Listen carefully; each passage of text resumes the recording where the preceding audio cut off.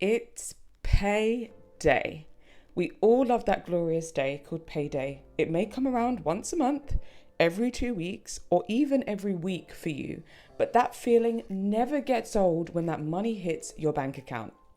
And then come the bills, and that person you owe, and that random emergency you weren't accounting for. And slowly but surely, that glorious payday feeling can simply dwindle away. But what if we didn't let that good feeling slip away? Instead of letting our finances control us, can't we take control of our finances? So today I'm taking you through my 15-minute payday routine and all the things that I do to make sure I'm set up for the month ahead. Honestly, what I'm showing you today is what I do every single month without fail. It just ensures that we're starting off the next month on a good foot, that we have sorted things out from the month before. And the beautiful thing about this routine is that every time I do it, I see how much closer we're getting to achieving our financial goals. First of all, I want to apologise for the unfocused camera. It's still something that I'm trying to work on, so please bear with me as I sort that out. Step 1 is to make yourself a cup of coffee or tea or whatever you like to drink in the morning. I think it's good to try and make that payday routine not so stressful. So if, maybe going to a coffee shop works for you, then go ahead, do whatever works for you. So the first thing that I do is check my bank account while the kettle boils and make sure that I've got paid what I expected. So if you ended up getting paid less than what you expected, or even if you got paid more than what you expected, then it's good to check your payslip to make sure nothing funky is going on. So if you got paid what you expected and all is good, then it's time to move on to step 2. Step 2 is to take inventory of the last month.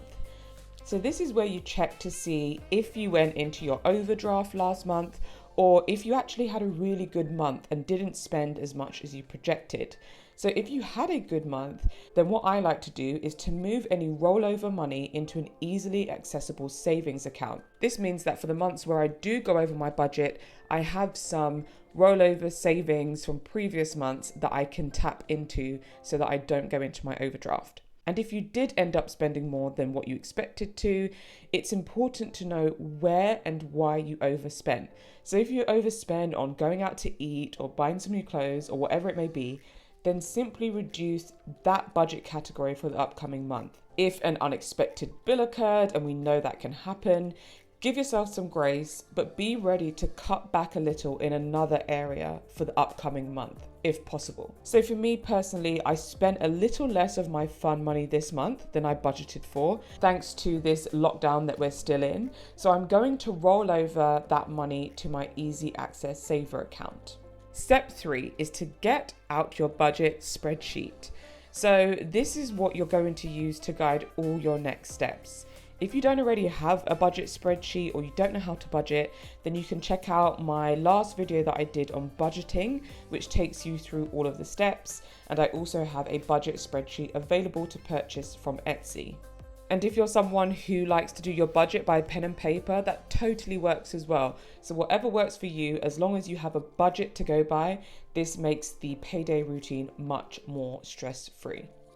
Step 4 is to start with the essentials. So I always make sure that money is transferred into the bills account first. So that's money that goes towards the mortgage, utility bills, TV bill, TV license, phone bill, council tax, and even the monthly food shop goes straight into this account. So my husband and I have an account where all our bills come out from, and that is the sole purpose of that account. We find that it keeps things quite easy, simple and clean. So when we get paid, we just transfer the relevant money into the bills account. Keep in mind also that your essentials could include giving, if that is something that is a non-negotiable for you. And if you have debt repayments, then of course, making payments towards your debt is essential too. Hopefully anyway, you've got all of these essentials on direct debit to simplify your life. And if you don't, then I do highly recommend it. Step 5 is to secure your future. So now that you've paid everyone else, pay yourself next. Now, I know that they say pay yourself first, but I think realistically, you really do need to make sure that your bills are paid first so that you can keep that roof over your head and your lights on in your house and food on the table, and then you can work on securing your future. But with that saying, the idea is that, you don't put paying yourself first on the back burner. You don't wait until the end of the month to see what you have left. It's really important to prioritize this. So paying yourself first could take the shape of saving money each month, or investing, or even buying a book or a course or something that is helping with your development or skill building. For me, as you know, it is good old Vanguard.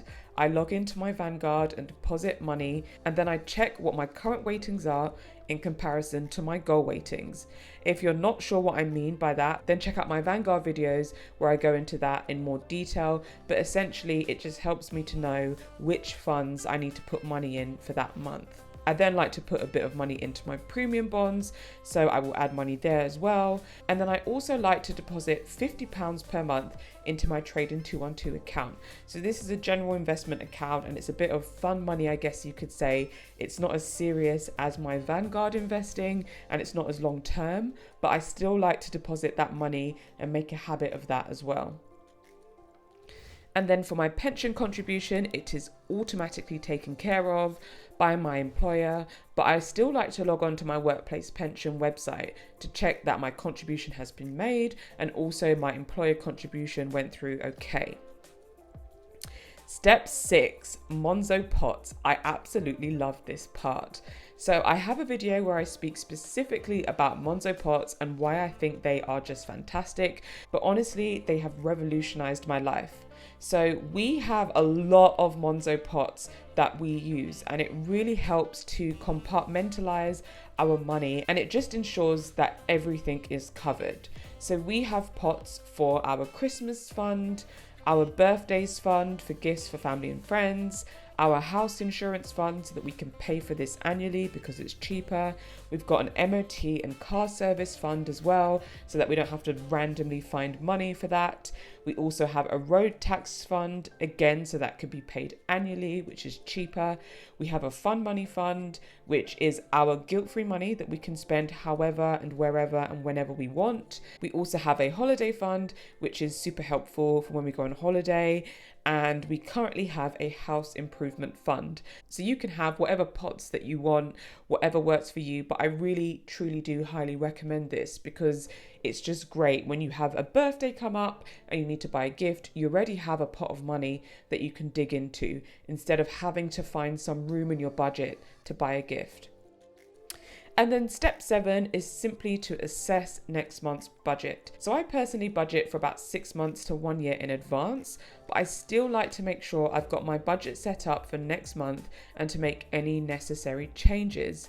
So some months, certain things will require more of your budget or less of your budget than others. So it's important to make sure that your budget stays flexible and relevant. If your budget is not relevant for you and it's not fit for purpose, it becomes a lot less of a useful tool and you're much more likely to stray from your budget. So keep it relevant, keep it real, and keep it flexible. And step 8 is to close your laptop or close your notepad, sit back, relax, and know that everything is where it should be. So that's it for today's video. I hope you've enjoyed it. It's been a slightly different one, but I wanted to show you how easy and stress-free it can really be. Now, I say stress-free, but of course, if you're in financial difficulties and things are not as you want them to be right now, then naturally it still will be a stressful time. But if you keep at it, if you keep at budgeting and saving and getting rid of debt and really being conscious with your spending, I'm really confident that you'll be able to start achieving your goals before you know it. As always, I'm happy to see any comments down below, and I look forward to seeing you in the next video real soon.